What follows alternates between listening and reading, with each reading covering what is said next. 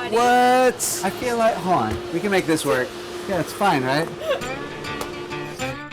Hey guys, I'm Brent Rose, aka Man in a Van with no river to be down by. So if you've been on social media at all for the last few years, you know that hashtag van life is extremely popular. You see these beautiful rigs in beautiful locations, often filled with beautiful people, and it's hard not to get sucked in. Believe me, I know. For nearly 4 years now, this van here, named Ashley the Beast, has been my full-time home and mobile office as I've zigzagged around the country. And I love my van, I love it. But I bought it used and it was already built out, and I've always kind of wondered what could have been if I'd started from scratch. So today we're going to Portland, Oregon to see how the best in the custom van business do it. This van is full of free candy for your mind. This is Bespoke America.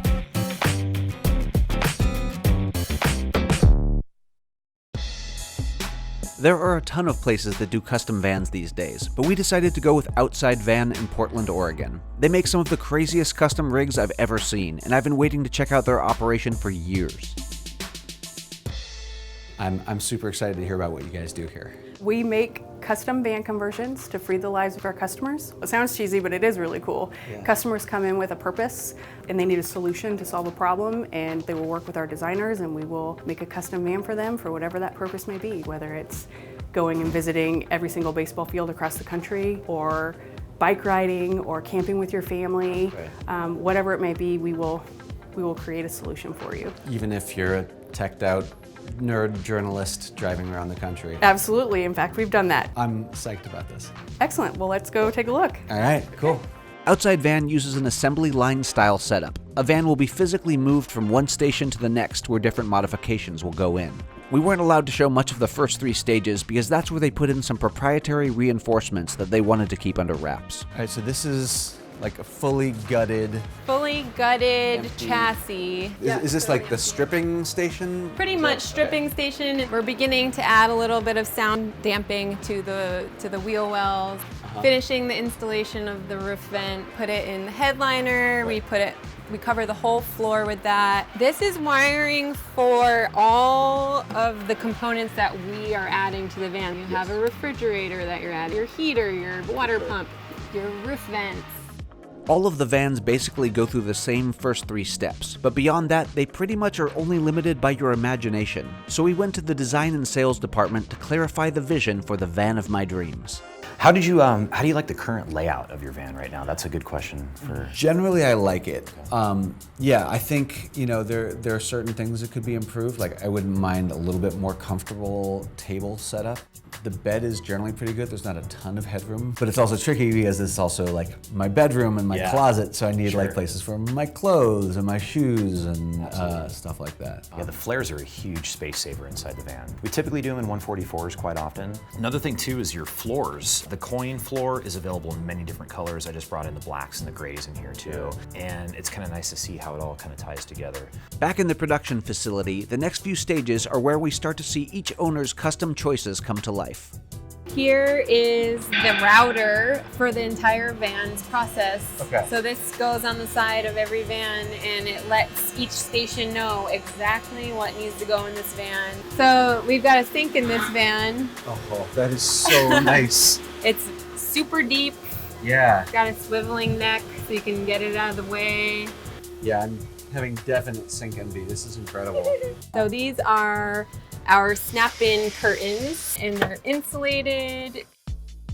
So over here we have our cabinetry department. They are making every galley, every cabinet you see in all of our vans. They are hand-built by our team here. From scratch. From scratch. Every single one. Every single one. All. That's really impressive. Yeah.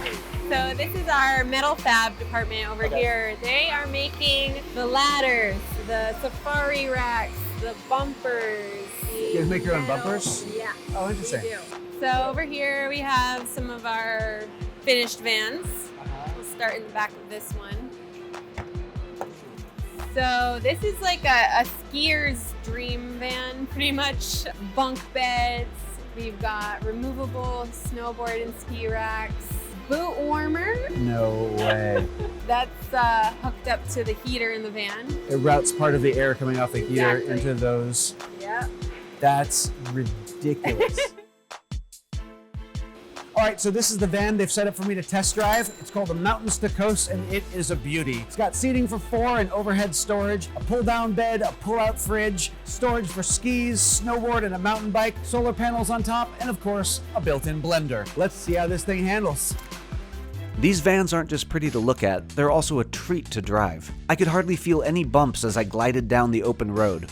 One of the first things I noticed was how much of a difference the sound damping made. There's definitely a significant amount of just noise. A bit of rumble, but considering how big the cavern is and how many items are strapped down in the back, it's a pretty quiet ride. Yeah, I could get used to this. So, what are some conclusions we can curl up and sleep on? Well, I've been drooling over the rigs that Outside Van makes longer than I've had my own van. But now that I've been inside some of them, I'm still drooling, but not in the way that I thought I would be.